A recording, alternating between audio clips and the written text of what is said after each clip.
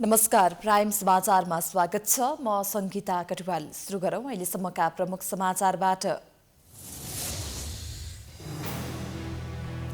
आज मे 1 तारिक अर्थात् विश्व मजदुर दिवस। 8 घण्टा काम, 8 घण्टा मनोरञ्जन र 8 घण्टा आराम भन्ने नारासहित मजदुरका पक्षमा विभिन्न कार्यक्रम गरिँदै देशका विभिन्न 22 जिल्लामा डरलाग्दो गरी कोरोना संक्रमण फैलिएको सरकारको भनाई। बिरामीलाई शय्या उपलब्ध गराउन नसक्ने जानकारी। अफगानिस्तानको लोगार प्रान्तको एक गेस्ट हाउसमा कार बम विस्फोट, 30 जनाको मृत्यु, 90 भन्दा बढी गम्भीर घाइते।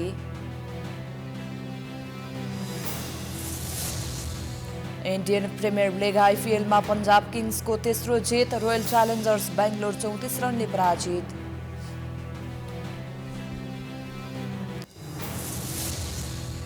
र आरबीले पेजेक बोर्डेब्रेमलाई 2-1 ले हराउँदै फाइनलमा प्रवेश। उपाधिका लागि बोरुसिया डर्टमन्ड र होल्स्टेइन किएल बीचको विजेतासँग प्रतिस्पर्धा गर्ने।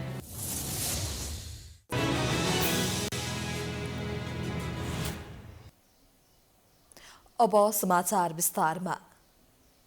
आज मे 1 तारिक अर्थात् विश्व मजदुर दिवस। हरेक वर्ष झैं यसपटक पनि 132औं मजदुर दिवस विभिन्न माध्यमबाट मनाइँदैछ। सन् 1886 मा अमेरिकाको सिकागोमा 8 घण्टा काम, 8 घण्टा मनोरञ्जन र 8 घण्टा आराम नारासहित मजदुर आन्दोलन सुरु भएको थियो। हरेक वर्ष मजदुर आन्दोलनको सम्झनामा विभिन्न कार्यक्रम हुने गरेको भए पनि यसपटक कोरोना भाइरसको संक्रमणका कारण कुनै पनि सार्वजनिक कार्यक्रम राखिएको छैन।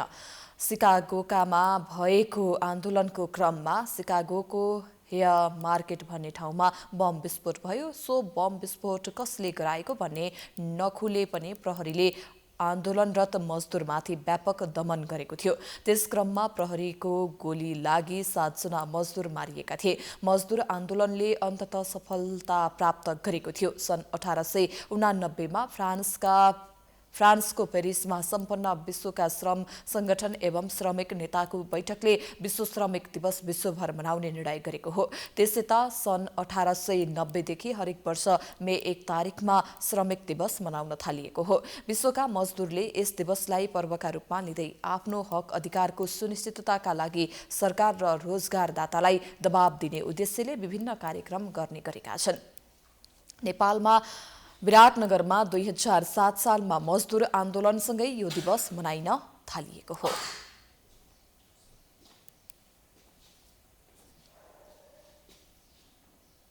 देशका 22 जिल्लामा डरलाग्दो गरी कोरोना भाइरसको संक्रमण फैलिरहेको भन्दै जनस्वास्थ्य तथा जनसङ्ख्या मन्त्रालयले उपचारको व्यवस्था गर्न नसकिने जनाएको छ। मन्त्रालयले बिरामीका लागि शय्या समेत उपलब्ध गराउन नसक्ने जनाएको छ।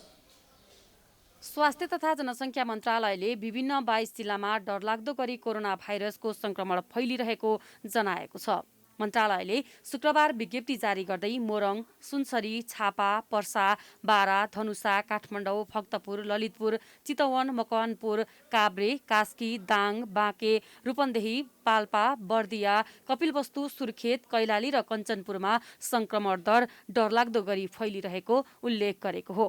अहिलेको अवस्थामा स्वास्थ्य प्रणालीले थेग्नै नसक्ने गरी संक्रमण बढेकोले अस्पतालमा राखेर उपचार गर्न शय्या उपलब्ध गराउन नसकिने अवस्था आइसकेको मन्त्रालयले स्पष्ट पारेको छ। यस्तो अवस्थामा स्वास्थ्य मापदण्ड पालनामा सबै पक्षलाई आग्रह गरेको छ। मास्क लगाउन, भौतिक दूरी कायम राख्न, साबुन पानीले हात धुन लगायतका विषयलाई अपिलमा प्राथमिकता दिएको छ। मन्त्रालयले देशभित्र या बाहिरको आवत जावत पनि नगर्न अपिल गरेको छ। स्वास्थ्यका प्रणालीहरू, स्वास्थ्य कर्मीहरू, त्यहाँ भएको उपकरणहरूले नपुग्ने अवस्था हुन्छ, जसको परिणामस्वरूप नियमित स्वास्थ्य सेवा र आकस्मिक कोभिडका कारणले ल्याएको जुन सेवा दिनुपर्ने हुन्छ त्यो सेवा प्रभावित हुने अवस्था हुन्छ।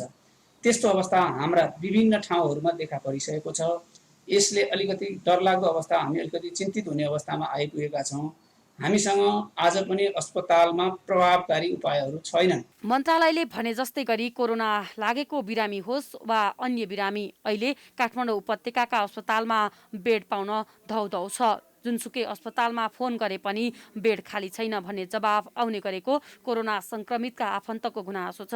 अस्पतालमा त अब सुरुमा त बेडै छैन भने सुरुमा बेड छैन भन्यो भने पछि चाहिँ नि अनिखेरि त त्यहाँबाट मिलाएर चाहिँ नि अनि बेड दिए, भर्ना पनि गरे यहाँ, त्यहाँबाट आइसियुमा उनीहरूले नै व्यवस्था गरिदियो। अनि औषधि उपचार चाहिँ अब कोही चाहिँ नि अलि अब जुन निःशुल्क पाउनुपर्ने औषधि थियो त्यो चाहिँ हामीले पैसा पनि तिरेर लिएर आयौँ। त्यो अब निःशुल्क छैन भने अनि हामीले त जसरी पनि औषधि गर्न छ। अझ कुनै बिरामी गम्भीर अवस्थामा पुग्यो र उसलाई आइसियु वा भेन्टिलेटरको आवश्यकता पर्ने अवस्था आयो भने त्यो पाउन मुस्किल मात्र होइन, असम्भव जस्तै छ। किनभने कोरोनाका बिरामी बढ्दै जाँदा उपत्यकाका सरकारी तथा निजी अस्पतालहरूमा रहेका आइसियु र भेन्टिलेटर खाली छैन। अहिले मैले तपाईँलाई भनिहालेँ, 2 जना बिरामी चाहिँ सङ्क्रमित बिरामी इमर्जेन्सीमा वेटिङमा हुनुहुन्छ भन्ने बित्तिकै अब हाम्रो के छ भने अब डिस्चार्ज हुने क्रम अहिले राउन्ड चलिरहेछ होइन।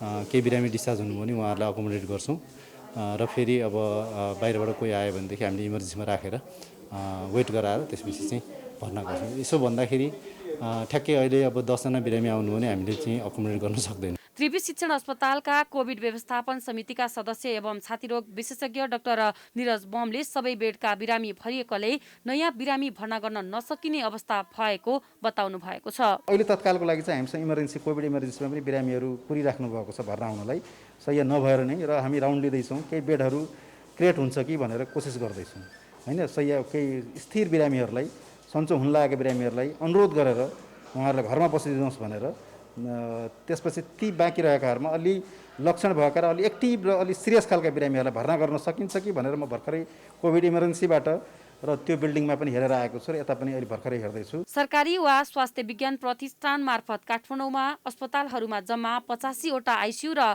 58 वटा भेन्टिलेटर सहितको बेड कोभिड बिरामीका लागि छुट्याइएको छ। उपत्यकाका अस्पतालमध्ये वीर अस्पतालमा 92 वटा जनरल बेड, 10 वटा आइसियु र 5 वटा भेन्टिलेटर भएको बेड कोभिड बिरामीका लागि छुट्याइएको छ भने त्रिवी शिक्षण अस्पतालमा 60 वटा जनरल बेड, 11 वटा आइसियु र 11 वटा भेन्टिलेटर सहितको बेड कोभिड बिरामीका लागि छुट्याइएको छ। तर यी सरकारी स्वामित्व रहेका अस्पतालहरूमा संक्रमितले बेड पाउने सम्भावना नै छैन।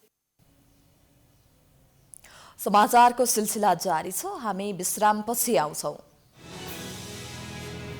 बाँकी समाचारको साथमा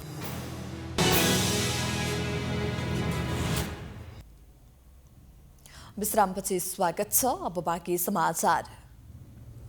अहिले कोरोना संक्रमणले सबैभन्दा धेरै प्रभावित बनेको बाँकेको नेपालगञ्ज, त्यहाँ रहेको भेरी अस्पताल स्थित कोभिड उपचार केन्द्र संक्रमितले भरिभराउ छ।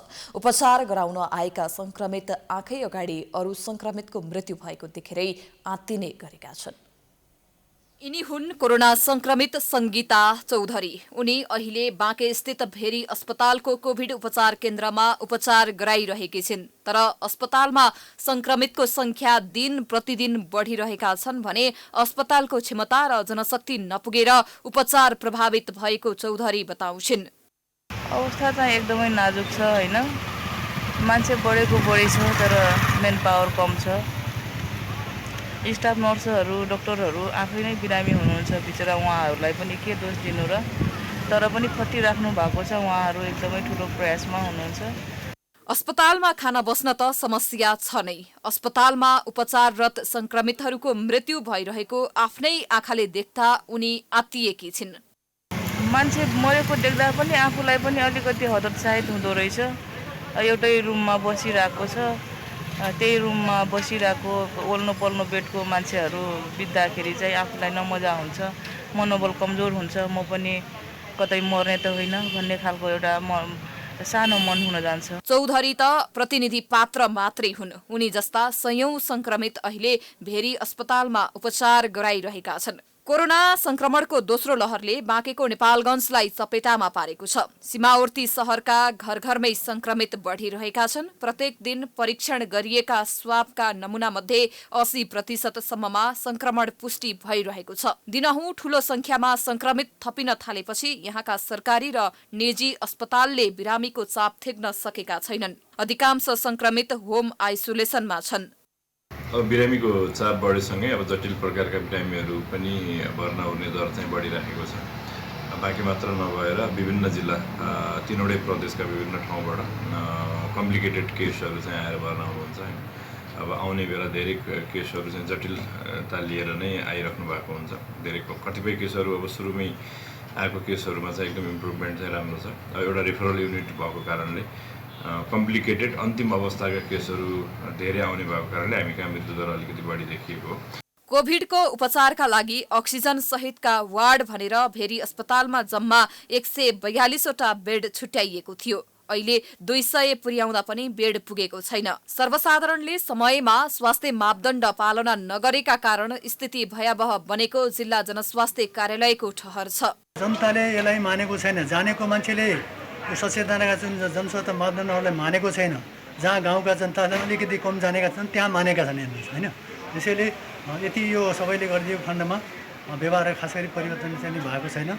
मास्क त प्रायः जसो लाउँछन्, अहिले मास्क लाउनेको प्रवृत्ति अलिकति बढेको छ। यसैबीच नेपालगञ्ज उपमहानगरपालिकाले नेपालगञ्जको रामलीला मैदान स्थित तालिम केन्द्रमा 50 शय्याको अक्सिजन सहितको आइसोलेसन केन्द्र तयार पारेको छ। उपमहानगरपालिकाका कार्यवाहक नगर प्रमुख उमा थापा मगरले बिहिबारदेखि कोभिडका बिरामीहरूको उपचार सुरु गर्ने गरी आइसोलेसन केन्द्र तयार पारिएको हो। भेरी अस्पतालको प्रत्यक्ष निगरानीमा उपमहानगरपालिकाले आइसोलेसन वार्ड सञ्चालन गर्न लागेको कार्यवाहक नगर प्रमुख मगरले जानकारी दिनुभयो। जनशक्तिको जुन अभावहरूको कुरा आइरहेको छ, यसलाई मध्यनजर गरेर नेपालगञ्ज उपमहानगरपालिकाले जनशक्ति पूर्ति पनि गरेको छ। यो सञ्चालन आउनुभन्दा अगाडि नै हामीले उहाँहरूको चाहिँ प्लान्टहरू खोलेर 40 जना जति चाहिँ अहिले हामीलाई निवेदन दिनुभएको छ र त्यसमध्ये नै हाम्रो बजेटले जति भ्याउँछ हामी त्यति स्वास्थ्य कर्मीहरूलाई नियुक्ति गरेर यो आइसोलेसनहरूमा हामी खटाउँछौँ। त्यस्तै नेपालगञ्ज उपमहानगरपालिकाका वडा नम्बर 4 को कार्यालयले आफ्नै वडामा निर्माण गर्न सुरु गरेको आइसोलेसन कक्षको काम पनि अन्तिम चरणमा पुगेको छ। वडाध्यक्ष मोहम्मद सफिक बेहेनाले अक्सिजन सहितको 10 बेडको कोभिड आइसोलेसन आइतबारदेखि सञ्चालनमा आउने जानकारी दिनुभयो। र यो व्यवस्थापन गर्नको लागि अहिले यो हाम्रो वडा नम्बर 4 को जुन हामीसँग बजेट थियो, विकासको बजेट त्यो कटौती गरेर अहिलेसम्म मैले यसमा वडाकै नै बजेटदेखि यो सञ्चालन गर्न थालेछु। उपमहानगरपालिकाले आइसोलेसन वार्ड सञ्चालन गरेपछि भेरी अस्पतालमा बिरामीको चाप कम हुनेछ। नेपालगञ्ज उपमहानगरपालिकाले सामान्य बिरामीका लागि व्हाइट हाउसमा समेत आइसोलेसन वार्ड सञ्चालन गरिरहेको छ। उपमहानगरपालिकाले कोरोना परीक्षणका लागि स्वाब संकलन कार्य समेत सुरु गरेको छ। बाँकेबाट रविन्द्र घिमिरेको रिपोर्ट। समाचारको सिलसिला जारी छ, हामी विश्रामपछि आउँछौं। बाँकी समाचारको साथमा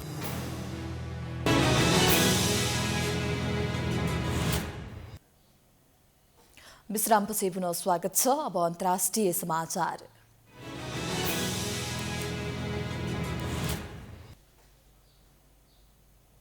अफगानिस्तानको लोगार प्रान्तको एक गेस्ट हाउसमा कार बम विस्फोट हुँदा 30 जनाको ज्यान गएको छ। मृत्यु हुनेमा केही हाई स्कुलका विद्यार्थी रहेको स्थानीय अधिकारीले उद्धृत गर्दै अन्तर्राष्ट्रिय सञ्चार माध्यमले जनाएका छन्। पूर्वी प्रान्त लोगारको राजधानी पुल ए आलम स्थित गेस्ट हाउसमा विद्यार्थी बसेका थिए। सो गेस्ट हाउस नजिकै कार बम विस्फोट भएको हो। विस्फोटमा 90 जना भन्दा धेरै मानिस घाइते भएका छन्। अहिलेसम्म कुनै पनि समूहले आक्रमणको जिम्मेवारी लिएको छैन। इस्लामिकहरूको पवित्र महिना रहमादान चलिरहेका बेला विस्फोट भएको हो। अमेरिकी राष्ट्रपति जो बाइडेनले आउँदो सेप्टेम्बर 11 सम्ममा आफ्ना सैनिक फिर्ता बोलाउने घोषणा गरेसँगै अफगानिस्तानमा हिंसाका घटनाहरू बढेका छन्। शुक्रबार अबेर भएको विस्फोटका कारण गेस्ट हाउस सहित वरपरका भवनमा गम्भीर क्षति पुगेको छ। अब खेलकुद समाचार।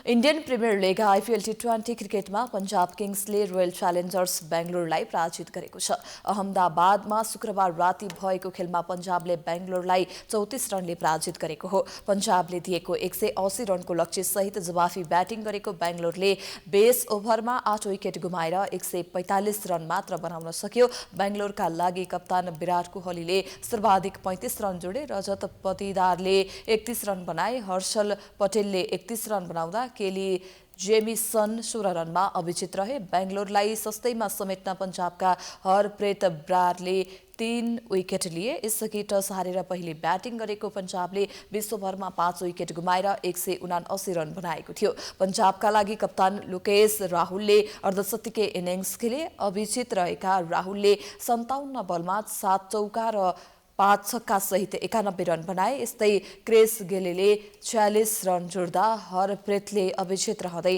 45 रन बनाए। बेंगलोरका केली जेमिसनले 2 विकेट लिए। यससँगै पन्जाबले लिगमा तेस्रो जित निकालेको छ। पन्जाबले 7 खेलमा 6 अङ्क जोडेको छ। पन्जाब 5औं स्थानमा उक्लिएको छ। हारसँगै बेंगलोरले शीर्ष स्थानमा उक्लने मौका गुमाएको छ। बेंगलोरले 7 खेलमा 10 अङ्क जोडेको छ। दोस्रो हार बेहोरेको बेंगलोर तेस्रो स्थानमा रहेको छ। आज मुम्बई इन्डियन्स र चेन्नाई सुपर किङ्स बीच खेल हुनेछ।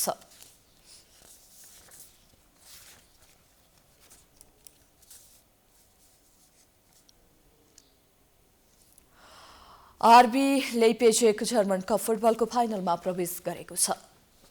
सेमिफाइनल अन्तर्गत शुक्रबार राति भएको खेलमा अतिरिक्त समयको खेलमा भेडेर ब्रेमनलाई 2-1 ले पराजित गरी आरबीले फाइनलमा स्थान बनाएको हो। निर्धारित समयको खेलमा दुवैतर्फबाट गोल हुन नसकेपछि अतिरिक्त समयमा खेल धकेलियो। 93औं मिनेटमा ह्याङ ही चानले गोल गरी आरबीलाई अग्रता दिलाए। अतिरिक्त समयको पहिलो हाफको इन्जुरी समयमा ब्रेमनका लागि बेटनेकोटले बराबरी गोल गरे, तर दोस्रो हाफको इन्जुरी समयमा फोर्सबर्गले गोल गरेपछि आरबी विजयी भयो। आरबीले उपाधिका लागि बोरुसिया डर्टमुन्ड वा होल्टेसेइन किएलसँग प्रतिस्पर्धा गर्नेछ।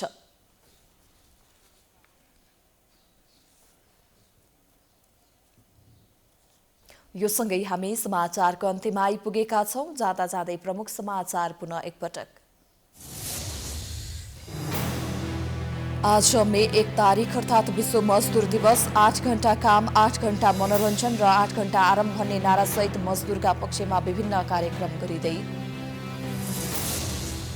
देशका विभिन्न 22 जिल्लामा डरलाग्दो गरी कोरोना संक्रमण फैलिएको सरकारको भनाई। बिरामीलाई सहायता उपलब्ध गराउन नसक्ने जानकारी। अफगानिस्तानको लोगार प्रान्तको एक गेस्ट हाउसमा कार बम विस्फोट। 30 जनाको मृत्यु, 90 भन्दा बढी गम्भीर घाइते। इन्डियन प्रिमियर लिग आइपिएलमा पन्जाब किङ्सको तेस्रो जित। रोयल च्यालेन्जर्स बेंगलोर 34 रनले पराजित।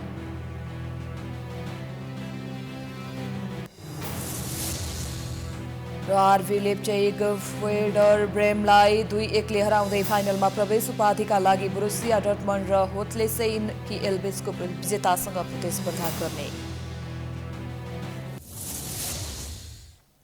समाचार अहिलेलाई सकियो। हेर्दै गर्नुहोला प्राइम टाइम्स टेलिभिजन। नमस्कार।